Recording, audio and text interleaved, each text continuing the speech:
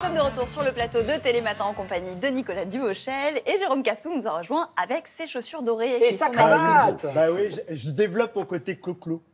Et c'est pas mal. Côté Claude. Ah oui, Claude François. Et vous bah, nous c'est un peu chanterez disco, quoi. Magnolia Forever à la fin de cette émission. Surtout pas.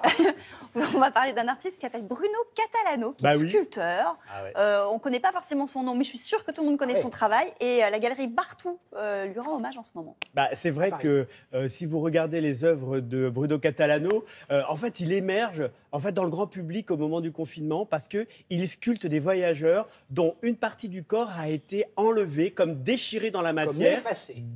Effacée dans le bronze. Et vous voyez, d'un seul coup, les internautes, le public se sont dit, on est confinés, mais il y a un appel au voyage. Ça vous parle, Nicolas? Vous l'avez vu, ça? C'est On très, a très tous beau. vu ça. Oui, on a tous vu ça. Et c'est vrai que le parcours de Catalano, c'est aussi le parcours d'Ulysse. Vous voyez, dans l'Odyssée, cette œuvre qui a été écrite en Grèce antique, c'est le périple d'un voyageur. Et donc, quand on regarde les sculptures de Je Catalano, sais pas si j'aurais on pensé est... d'emblée à Ulysse, maintenant vous le dites. Ah bah oui, parce que tous ces personnages ont des oui. valises, ils sont comme des errants sur la planète. Et finalement, Catalano est aussi une sorte de migrant, puisque dès le départ, il était électromécanicien, il était sur les paquebots, il voyageait. C'est un autodidacte, c'est quelqu'un qui s'est retrouvé face à la sculpture et il a fait une œuvre absolument colossale. Alors, évidemment, pour vous, chers téléspectateurs, nous allons aller à l'usine Barthélemy-Art à Cray, vers Valence. Et là, en fait, Bruno Catalano est en train de regarder les ouvriers qui fabriquent le bronze et qui fabriquent ces sculptures. Donc, qui donne naissance à ces sculptures. Exactement, parce que la sculpture, quand c'est du bronze, eh bien, c'est collectif et c'est vraiment un monde de l'ouvrier et on leur rend hommage. Donc, Catalano est là. Allons donc à Barthélemy-Art pour voir toutes les étapes de préparation de ces sculptures. Voilà, on y va? Ah oui, c'est Ah bien. ouais, c'est bon. Le bronze va se mettre en fusion, on va être un peu comme un volcan, quoi, puisque le bronze rentre en température à 1100 degrés, et donc on est vraiment dans le Vulcain. Mais c'est vrai que ce son-là, on a vraiment le sentiment que ça vient du très fond de la Terre. Oui, c'est de la puissance, ouais. C'est du gaz en fusion. Ouais. Le bronze, une fois qu'il a été coulé, ça ressemble un peu à ça. On a vraiment une patine qu'on appelle brute de fonderie et qui donne des beaux effets.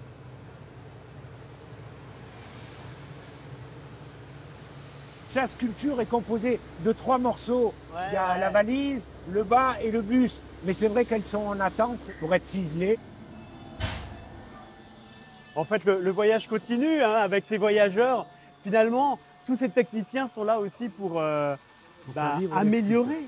Les techniciens, les ciseleurs, on les appelle. Ils récupèrent les sculptures qu'on a vues brutes de fonderie tout à l'heure. Et là, ils vont les poncer, les souder, les assembler et rendre le bronze sa couleur naturelle, quoi, qui est un peu orange, or.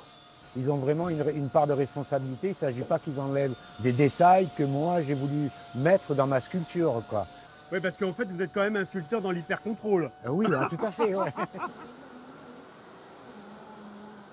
Bon, alors là, en fait, on est dans la phase quasiment finale. Finale complètement du C'est la magie de la patine. C'est la magie de la patine et des couleurs. Je pense que ça fait vivre les personnages. Vraiment, ça leur donne un éclat. C'est vrai que d'un seul coup, on voit complètement le volume. Oui, et le bronze capte vraiment la lumière. Il a réfléchi et donc c'est la magie du bronze, ça. Oui, puis on voit aussi toutes les matières, le cuir. Le jean, tout. Ouais.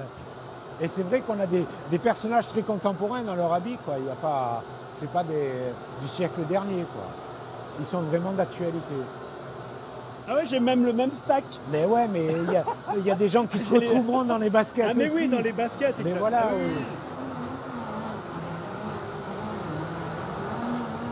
Ma sculpture n'est pas réservée forcément au voyage physique, c'est aussi un voyage intérieur.